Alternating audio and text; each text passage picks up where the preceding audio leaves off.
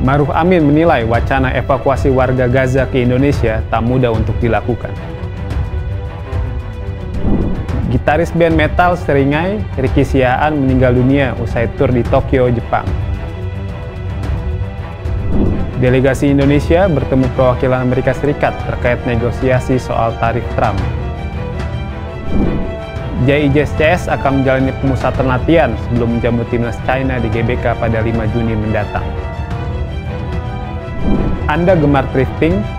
Pastikan Anda tahu cara mencucinya agar tidak terkena penyakit kulit.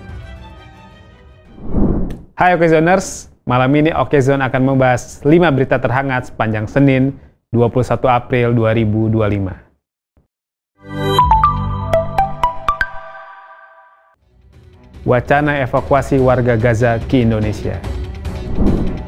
Mantan Wakil Presiden Maruf Amin turut menanggapi rencana Presiden Prabowo mengevakuasi 1.000 warga Palestina dari Gaza ke Indonesia. Maruf menilai, wacana evakuasi warga Gaza bukanlah hal yang mudah untuk dilakukan Indonesia. Karena itu, hal yang perlu dilakukan Indonesia saat ini hanya mengirimkan bantuan kepada masyarakat Gaza. Sementara itu, Menteri Sosial Saifullah Yusuf memastikan pemerintah telah menyiapkan sejumlah kota di Indonesia sebagai lokasi menampung warga Gaza jika ada perintah evakuasi dari Presiden. Salah satu kota yang dipersiapkan pemerintah menjadi lokasi penampungan warga Gaza menurut Gus Ipul adalah Pangkal Pinang yang terletak di Bangka Belitung.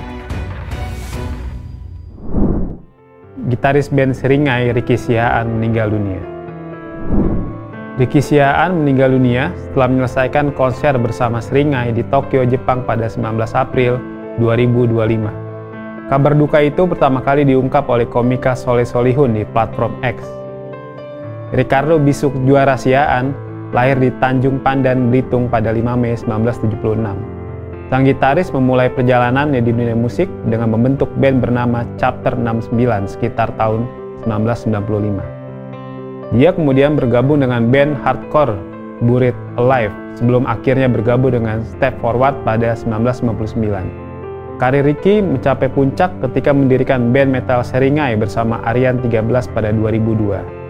Ricky Siahaan diduga meninggal dunia karena mengalami serangan jantung usai manggung bersama Seringai di Tokyo, Jepang pada 19 April 2025. Saat ini, manajemen band Seringai tengah memproses pemulangan jenazah Ricky dari Jepang ke Indonesia. Fakta baru negosiasi Indonesia-Amerika Serikat soal tarif Trump. Delegasi Indonesia yang dipimpin Menteri Perekonomian Airlangga Hartarto telah menggelar negosiasi dengan perwakilan United States Trade Representative dan Secretary of Commerce di Amerika Serikat. Tak hanya itu, Airlangga juga bertemu Secretary of Treasury untuk membahas penyesuaian tarif dagang yang akan berdampak pada produk ekspor Indonesia di pasar Amerika. Dalam negosiasi tersebut, Indonesia menyodorkan sejumlah penawaran, seperti meningkatkan pembelian energi, produk pertanian, hingga kerjasama bidang engineering, procurement, construction. Indonesia juga menawarkan pembelian insentif dan fasilitas bagi perusahaan Amerika Serikat untuk membuka dan mengoptimalkan kerjasama mineral kritis. Indonesia juga memastikan akan menjamin prosedur dan proses impor produk Amerika, serta mendorong investasi strategis dengan skema business to business. Indonesia juga meminta penetapan tarif yang lebih rendah dari negara kompetitor untuk produk ekspor utama yang tidak akan bersaing dengan industri dalam negeri Amerika Serikat, seperti garmen, alas kaki, tekstil, furniture, dan udang. PSSI bakal gelar TC jelang timnas Indonesia versus China.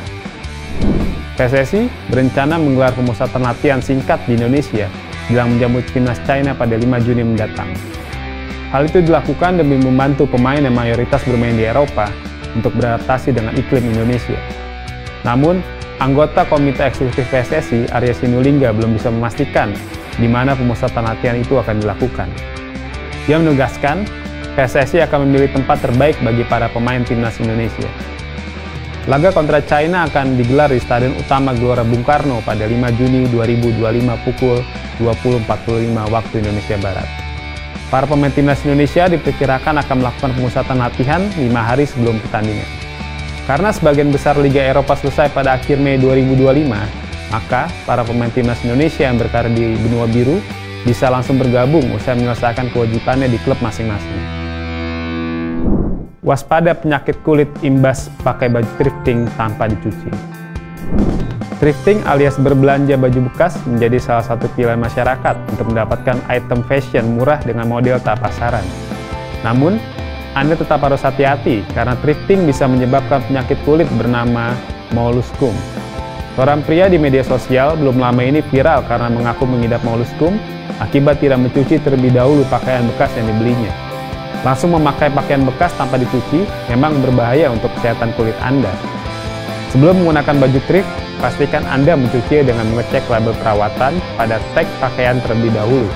Kemudian, rendam baju pakai air hangat dengan tambahan cairan disinfektan selama 15-30 menit. Tujuannya untuk menghilangkan bau dan bakteri pada pakaian. Setelah itu, Anda bisa mencuci pakaian thrift tersebut dengan deterjen dan membilasnya hingga bersih. Pastikan Anda menjemur baju tersebut di bawah sinar matahari langsung. Nah, itu tadi 5 berita terhangat yang bisa Anda baca di okezone.com, lengkap cepat beritanya. Bye Okezone.